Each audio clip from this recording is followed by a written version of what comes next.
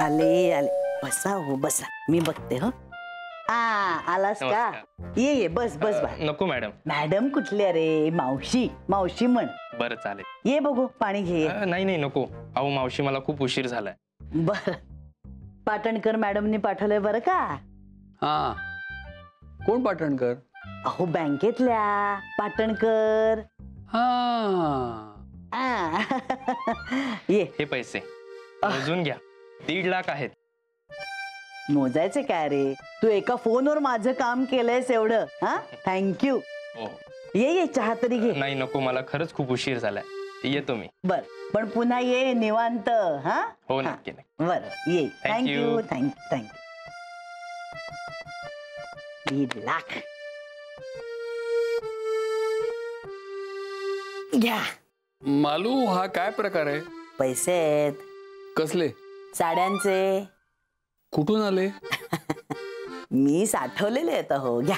पण मग मला काय देतेस? तुम्हाला भृदंड पडला ना माझ्यामुळे. मग काय झालं? म्हणून देते तुम्हाला मी हे पैसे. घ्या घ्या घ्या. तुझ्या मुलांना दिलेले असतील. नाही हो, तुला माहितीये, मुलांना दिलेले मी काही घेत नाही. आपल्या संसारातून वाचवलेले पैसे हे. एवढे? अहो 50 वर्ष झालेत आपल्या संसाराला. तेव्हा 600 रुपये म्हणजे आतापर्यंत किती जमवले असतील मी बघा. आणि शिवाय पाटणकर मॅडम आहेत ना, त्या माझे पैसे साठले की एवढीला टाकत असतात. या पाटणकर कोण? अगं बाई हो, ते तुम्हाला ठाऊकच नाही का. हो, एकदा अशीच मी दुकानात गेले होते काहीतरी आणायला, तर हो एक बाई चक्क चक्करून पडली होती. मग तिला घेऊन डॉक्टरांकडे गेले. आणि नंतर गेले होते कधीतरी एकदा बँकेत, तर आपल्या ह्या बाई चक्कर आलेल्या त्या पाटणकर मॅडम. तेव्हापासून उपकार मानतात हो. नुसता एक फोन केला ना की घरी पैसे पाठवून देतात. सया बिया नंतर करा असं म्हणतात. हे घ्या बघू पैसे आता. काय आहे, आपल्या माणसांवर खर्च नाही करायचे ते कुणावर करायचे. चिडू नका. आणि खर्च केलेत ना तर आनंद माना ना त्याच्यात. घ्या घ्या घ्या.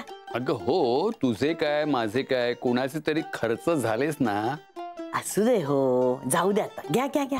नानीला एक कळत नाही, पण बंडी नाडी सुद्धा. अहो बहिणीच आहेत की नाही तुमच्या, मग त्यांचा हक्क आहे तुमच्यावर. काय एवढं महाग? मायेच्या माणसांच्या सुखापेक्षा पैसा जास्त नसतो अहो. आणि पैसे काय आपण वर घेऊन जाणार आहोत का? घ्या.